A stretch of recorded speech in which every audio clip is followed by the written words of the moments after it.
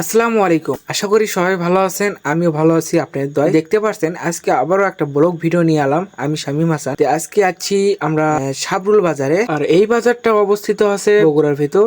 আমরা ভিডিওটা স্কিপ না করে পুরো ভিডিওটা দেখি। আসুন আমরা ভিডিওর ভেতর যাই।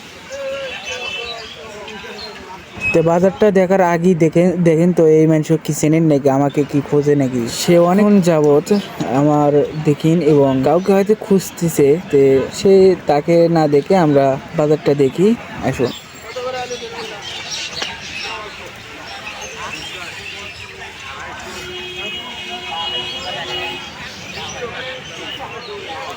মোটামুটি করে বাজারটা অনেক ভালোই জমজমাট।